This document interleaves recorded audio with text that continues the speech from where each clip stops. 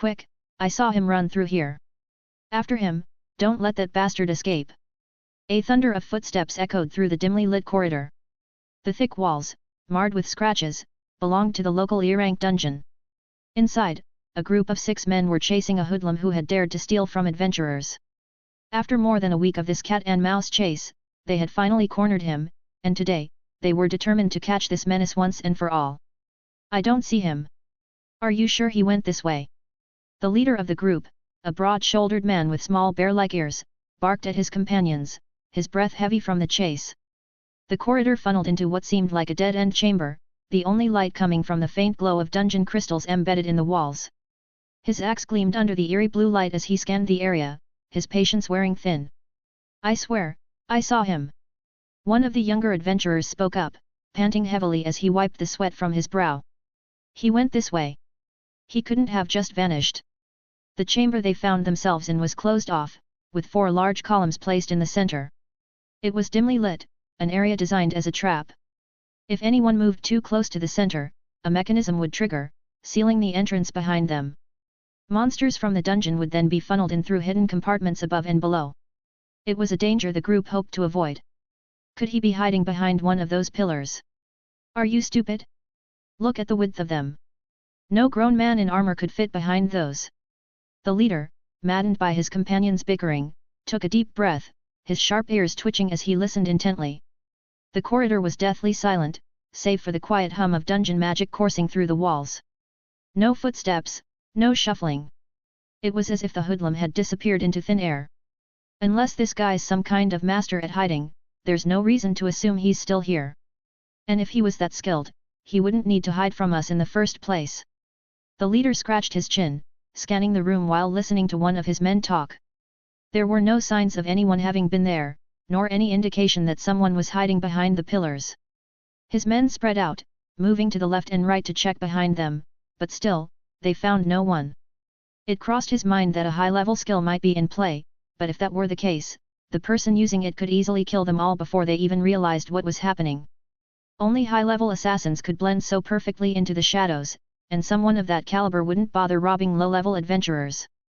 You're right, no point in wasting any more time here. He signaled his men to back away, their irritation clear. They had been chasing the same elusive target for days, only to be tricked time and time again. The perpetrator wore armor similar to dungeon monsters from the lesser F-rank dungeon. Everyone knew that it was a disguise to avoid detection, but each time he managed to somehow evade their pursuits. With nothing left here for them, they decided to retreat back to the dungeon's entrance, eager to regroup and plan their next move. Little did they know, their elusive target was right under their noses the entire time. Rusty, cloaked in shadows, had been using his basic elemental meld ability to blend seamlessly into the chamber's dark crevices.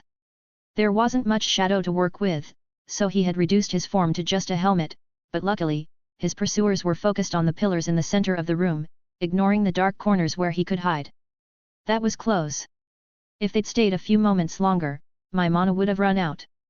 I think, this might be a good time to stop before they catch me. Rusty thought, switching his loadout to return to his Albert form for now. He wasn't sure if his pursuers were still waiting for him outside, so it was safer to use his official disguise. Everyone was searching for someone resembling a living armor, and thanks to his system, he could switch between various armored forms to keep hiding. But will it be enough? 3 days had passed since the auction announcement, and he had less than 2 days to gather everything. The sum his guide had instructed him to collect was almost in his inventory, and with all the loot from his recent robberies, he just needed to sell it off to reach his goal. It was good news, but Rusty had lived long enough not to be fooled by temporary victories. Just like in the past, there were always factors beyond his control. He knew better than to celebrate before succeeding in his mission to save Gleam. What's my current level at? Name: Rusty. Classification: Twilight Iron Armor EL7. Type: Magical/Inorganic.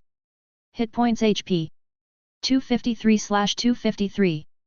Magic points MP: 32/210. Special points SP: 50/50ths. Strength: 99E. Agility: 73E. Dexterity: 72E. Constitution: 103E+. Intelligence: 78E. Wisdom 80E. Willpower 79E. Durability D. Close to halfway, but will not be able to get to E and or D before the auction. Rusty glanced at his experience bar, which was more than half full, and realized he could expect at most one more level up before the auction date. His leveling drive was starting to slow down, but he was still making steady progress toward the next big change. Additionally, he had successfully gained new skills from the green-skinned monsters that were compatible with his absorption skill. Not only those monsters, but also the adventurers he robbed had become his targets. He had hoped to acquire a mana manipulation skill to begin his journey as a caster, but there weren't any orc shamans or mages with such skills nearby. Instead, he had learned some other tricks that might come in handy. Provoking Shout. Active skills. Forces enemies within range to attack the person performing this skill. The skill can be resisted by individuals with high willpower. One of the skills he took belonged to the more advanced fighter class. It was one that the temporary adventurer party had asked him about and he lacked. While it wasn't great when he was fighting alone, once Gleam joined him on his adventures it would probably prove available for her survival. Lesser Fury. Active skills. For a short amount of time, it enhances all physical stats, and can't be used repeatedly. This skill was one he had acquired from one of the orcs.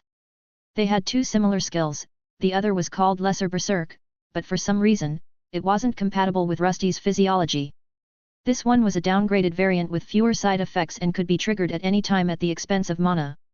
The other skill required the user to amass some damage before activation, vastly enhancing their stats but at the cost of their sanity. At least, that was how Alexander had explained it when Rusty had asked for clarification. The orc monsters seemed to use skills to enhance their muscular bodies to the extreme, but he was a suit of armor, lacking any adrenaline glands or hormones to induce rage and bloodlust. However, his leveling up had also granted him some of his own skills that were achieved only by living armor monsters. Fortify Armor. Active skills. Temporarily increases defense by hardening the armor's material, reducing damage taken for a short period. Can be activated to negate damage from heavy attacks but also lowers agility when used. It was a useful skill that allowed him to temporarily raise his durability. Once activated, he would be almost impervious to physical damage. Even the large orcs with their hammers and axes wouldn't be able to scratch his body while this skill was in effect.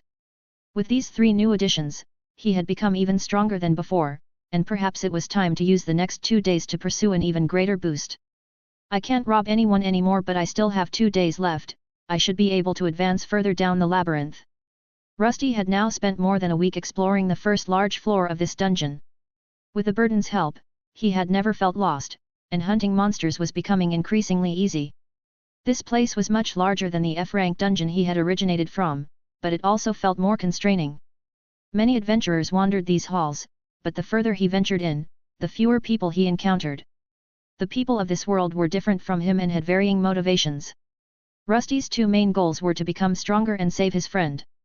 He didn't hunt enemies for wealth or fame, but those adventurers did. Their reasoning for being there felt somewhat shallow, and they were limited by their own motivations. Fear was a powerful emotion, and with little more than the desire to earn money while putting themselves in danger, they often faltered, stifling their progress. Fear was not something Rusty truly understood, though he was aware of its existence. He still wanted to live, and now that he was no longer bound to the old dungeon, defeat meant his body wouldn't be restored. He had taken his freedom, but that also made him like everyone else, mortal. Still, he didn't have time to dwell on such grand ideas. Instead, he focused on his mission, wandering through the corridors until he reached the stairs leading to the lower labyrinth floor. This is different from the last dungeon. Potions. Get your potions. Ropes, fresh clothes, rations, we've got everything. The area before the stairs was much larger here. It was a safe zone, where no monsters could wander in, and the Adventurers Guild made full use of it to their advantage. They created a safe zone for people to rest and resupply. Small stalls dotted the area, run by merchants peddling essential goods like potions, weapons, and food. Adventurers of all shapes and sizes bustled about, some preparing to descend deeper into the labyrinth, while others rested from their battles, recounting tales of the dangers they had faced. It was a lively place, a sharp contrast to the eerie silence of the dungeon halls Rusty had just left behind. There is even a sleeping area, but also, everything costs twice as much as in the city. One thing he had noticed about the people of various races was their greed. The dungeon was a deadly place, yet any help provided here always came with conditions. Even if someone was on the brink of death, no aid would be given unless they had something to trade. While money wasn't always necessary, something had to be offered in return, sometimes even just a favor to be called in later. Rusty scanned the crowd, trying to gauge the strength of the monsters below by observing the adventurers heading down. This was still an E-rank dungeon, and while he was a monster of that level, stronger ones lurked beneath his metallic feet. Fortunately, no one from his old party was around to call out to him, allowing him to head directly for the long staircase leading down. There were a lot of adventurers here, more than he expected, but no one seemed to be too interested in him. Some gave him a few fleeting glances, but most of them were still busy discussing the Iron Bandit, the name that he had garnered after his form had been discovered after a few robberies. Rusty descended the long staircase, each step echoing softly through the stone corridor as the safe zone above faded into the distance. The deeper he went, the more the air grew heavier, saturated with the faint scent of damp earth and something else, something far more dangerous.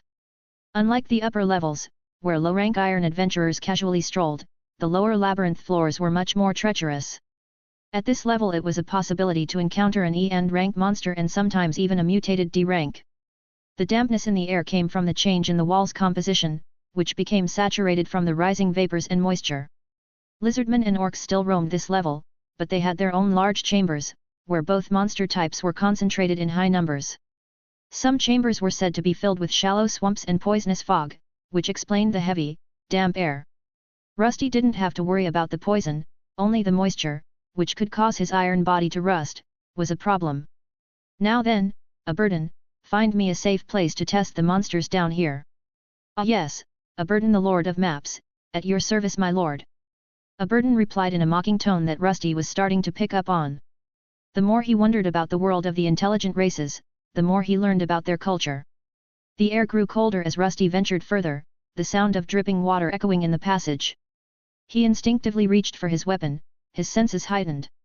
The deeper floors of this dungeon were notorious for their tricky layout and stronger monsters, but it was exactly what Rusty needed if he wanted to level up before the auction. Keep your guard up, a cluster of creatures should be up ahead, that is if no other adventurers got to them first. Just as he expected, the first area was a dud. No monster had persisted and the whole place had been looted. This was quite normal as they were close to the safe zone. To find more bounties he needed to go in further, and so he would. He ventured into the next corridor with hastened steps, his mind preoccupied with the arrival of his main mission's end. He eventually encountered a group of orcs that were stronger than the previous ones and engaged them in battle. Their levels were higher, and the danger was greater, but he persisted. With each swing of his sword, time continued to pass, and the battle turned into a test of endurance, something the orcs were lacking. His body absorbed their cleavers, and by fortifying himself, he took no damage at all. The monsters roared, entering a berserk frenzy, but he didn't buckle under the pressure and continued his onslaught. Eventually, nothing remained but a large piece of damaged iron armor that began restoring itself back into shape. Experience points flowed into him, making him stronger, but it wasn't nearly enough. He needed more, and before the 2 days were up, he had to advance further and prepare himself for the unknown auction he needed to participate in. Don't worry Gleam, in 2 days, we'll be back together. Rusty pulled his sword from an orc's body and turned his attention to a new corridor. He seemed to have triggered some kind of trap, as the chorus of frantic roars reverberated off the dungeon walls and drew closer to his position. He welcomed this, more monsters meant more experience and more parts to sell, something he desperately needed for the culmination of his quest. Are you going to take part? Me? Nah, why would I waste my money on the entrance fee? But there might be something good there. Ha, be my guest. Go fight it out with those rich merchants and high-level adventurers if you want. I'm saving that silver for some beer. Now that sounds like a good investment. Count me in. The two men laughed as they eyed the small line of people gathered outside the local auction house, waiting for it to open. Today was the day of the grand auction, but the only way in was by paying a steep entrance fee, a clear attempt to keep poorer patrons from participating. Rusty was nearing the end of his journey. 2 days had passed, and now, after braving the lower labyrinth floors and battling the toughest orcs and lizardmen, he stood before the grand auction house. His worn metallic frame was patched up, gleaming faintly in the soft light of the evening sun. He'd done it. He'd gathered the gold he needed. It wasn't easy, pushing himself to the brink, taking on groups of stronger monsters, and trading the spoils of war. But now, the moment of truth had arrived. The auction house was grand, towering above the market square, with golden accents and banners fluttering in the breeze, bearing the symbol of Lux Auction House. Rusty watched as the well-dressed crowd mingled and gossiped, exchanging knowing glances and discussing their latest acquisitions. Some looked like nobility, but there were also others like him, wearing bulky armor and clearly adventurers. They were all gathered here with one goal, to win something rare and valuable. But for Rusty, it wasn't about treasure. His prize was much more personal, the chance to save Gleam, his friend and only companion. Rusty had shifted into his Albert form, appearing as an unremarkable yet well-armored adventurer, blending seamlessly into the crowd. As he stood there, memories of Gleam, his small ant companion, resurfaced. He remembered how she had fought fiercely to save him in the dungeon's depths and the caves below. Twice she had saved his life, once by carrying his helmet away from the monster beetles, and another time by rescuing him from the spiders. However, she had been captured by humans and had been missing ever since. Today, Rusty vowed to finally end all of this and bring her back. He approached the entrance, catching a glimpse of the rich crowd, some eyeing him with suspicion, others ignoring him entirely. The entrance fee was steep, but Rusty had more than enough to pay it now. He handed over the coins, and the guards stepped aside, allowing him entry. This is supposed to be a grand auction house. It looks like an overgrown shack. It looks fine to me. Ha, not that I expected you to have an eye for these things, hero. While waiting, Rusty heard Aberdan and Alexander's voices echoing inside his helmet. He wasn't truly alone, as the spirits of both the deceased demon and the hero were with him today. Rusty had chosen to bring them along for this occasion, uncertain of what the day might hold. Each guide had their strengths and weaknesses. They were constantly bickering and clashing with one another, but if it meant getting Gleam back, Rusty was willing to endure their arguments. Between the two of them, one was bound to have the right answer for whatever lay ahead. Quiet down, you two, you're making me nervous. Are you turning more human? I didn't think suits of armor could become nervous. Aberdan responded in a slightly mocking tone. Rusty wasn't sure if he was nervous, as he only knew the word existed and that this seemed like a moment when a person might feel that way. His body lacked the physiology to experience emotions like a true human, but for some reason, a strange tingling sensation spread through his helmet. It was similar to what he felt when facing a powerful opponent capable of ending his life. Rusty took his place in the queue and waited patiently. The auction was set to begin in about an hour, but a large crowd had already gathered. One thing he noticed was that there were two entrances, and one allowed people to enter much faster. A closer look revealed a difference between the two lines. In his line, most were adventurers or modest merchants wearing worn-out clothes, while the other entrance was filled with better-dressed individuals who didn't resemble warriors or any adventurer types he had seen before. This must be the class divide Alexander spoke about. After arriving in the city, Rusty had worked hard to fit in, and part of that meant understanding the local culture. The people of various intelligent races seemed to divide themselves into groups. Some of these divisions were based on race, but others depended on wealth. Adventurers were a unique group, mingling with each other regardless of race or background. But above them all were the nobles, people who commanded respect and were not to be offended. The nobility were the true rulers here, a hard pill to swallow for someone like Rusty, who was a monster. In his world, strength or victory in battle determined who was right. Yet, time and again, he had encountered weak individuals who were feared and revered, protected by much stronger guards who could easily slay them. It was baffling. The world wasn't only driven by the greed for money but by strange blood ties and inherited power, concepts he, as living armor, couldn't fully grasp. Please, present your coins. If you do not have the entrance fee, kindly move along, a voice called out, breaking his thoughts. Eventually, he arrived at the front of the queue, and Rusty reached into his pouch, handing over the required coins. The guard glanced at them, then nodded in approval, allowing Rusty to step inside. The Lux auction house interior was vastly different from its unassuming exterior. A grand hall stretched before him, illuminated by glowing orbs of light suspended in midair. Rows of cushioned seats lined the room, each facing a grand stage draped in crimson curtains. Above, intricate chandeliers sparkled, casting an ethereal glow over the hushed crowd that had already gathered. Rusty scanned the room. A lot of the attendees were wealthy merchants or perhaps nobles, their affluence evident in their extravagant outfits and the entourage of servants or bodyguards accompanying them. They sat in personal booths overlooking the lower level of the auction, where Rusty needed to find a free spot among the other regular adventurers.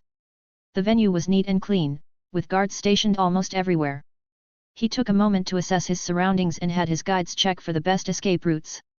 Retrieving Gleam had been his mission from the start, and he intended to see it through, even if it meant resorting to drastic measures. While weapons weren't permitted, armor was allowed. He had been thoroughly searched for any hidden weapons and was eventually granted entry. However, this didn't concern him. By activating one of his loadouts, he could be fully armed with everything he needed. Rusty had prepared various contingencies for a quick getaway if the attendees refused to return Gleam.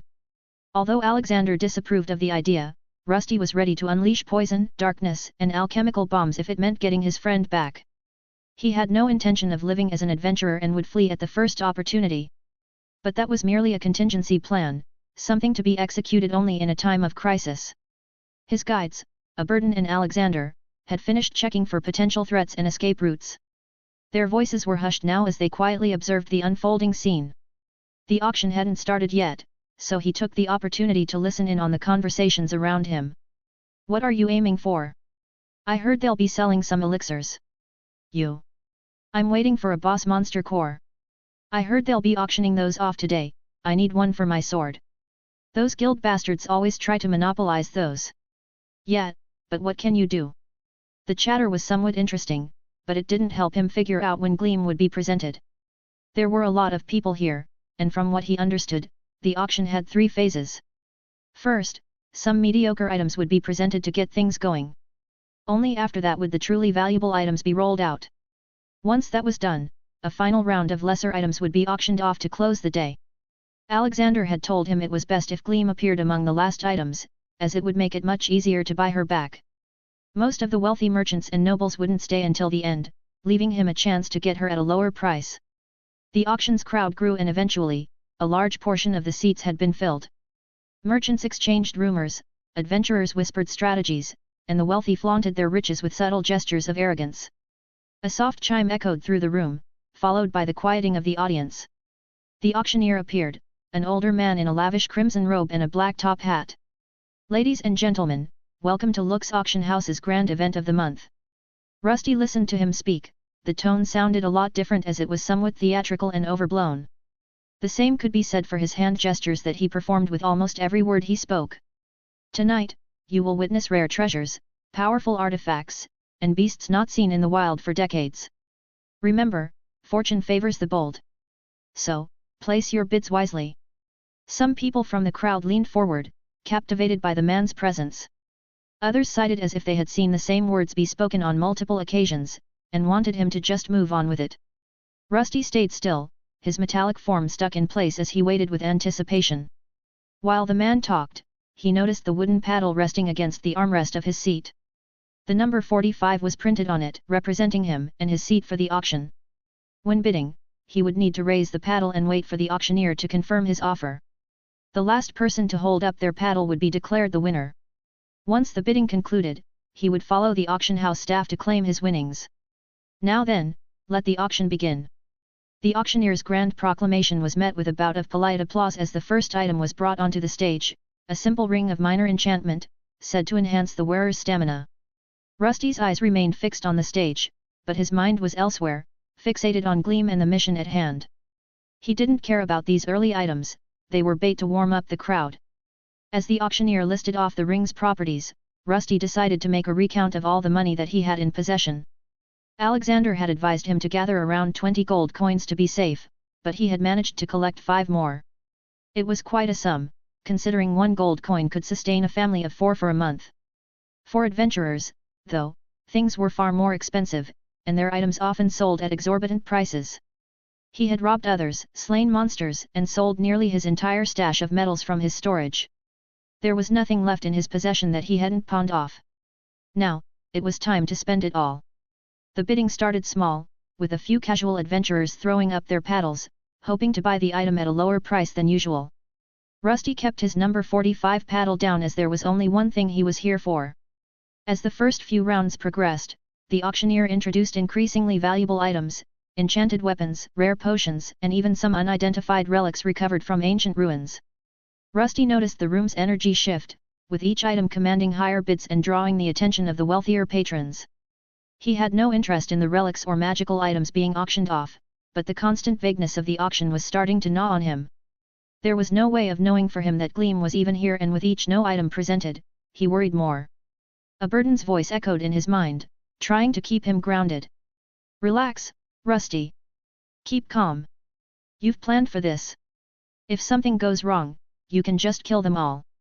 Just drench this place in your darkness, and it will all be over. That's why we bought all those mana potions.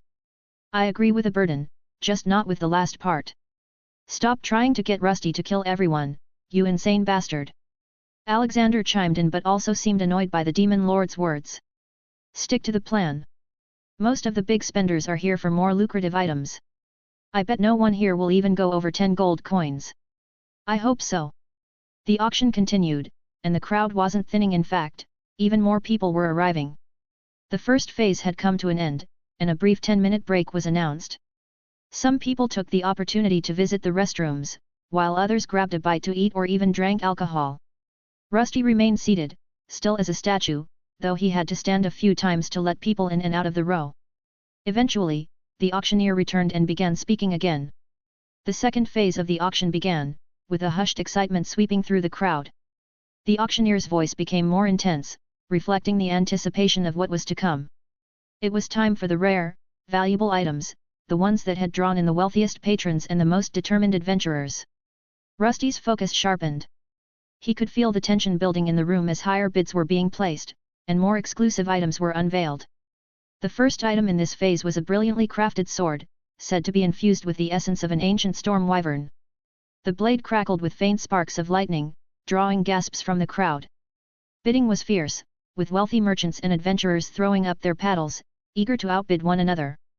Rusty kept his paddle down, ignoring the murmurs and rising excitement. Next came a large dragon's scale, shimmering with an iridescent glow. It was rumored to hold the essence of the beast's regenerative power, capable of being forged into powerful armor. The price skyrocketed, leaving only the richest still competing for it. The gold coins that he managed to gain paled in comparison to the endless coffers these rich nobles and merchants possessed. Finally, after what felt like hours, the crowd began to thin. Some of the wealthiest patrons, having won their treasures, were leaving with smug smiles, their entourages carrying their new acquisitions. The energy in the room dipped as the auctioneer moved into the final phase, which Rusty hoped would bring the one thing he had waited for, Gleam. The next few items were far less impressive, trinkets, lesser magical items, and rare herbs, but still, there was no sign of Gleam. Rusty's anxiety was rising, and even Alexander's calming words weren't helping. A burden kept silent, as though sensing the moment wasn't right to stir trouble with his haughty tone. At long last, the auctioneer motioned toward a side door, through which one guard entered. The man pushed on a large wooden cart draped with a dark velvet cloth, wheeling it into position at the center of the stage. Rusty's mental mind raced, this had to be it. He leaned forward, straining to see through the cloth blocking the view. Next, we have a unique creature, captured from the depths of the dungeon.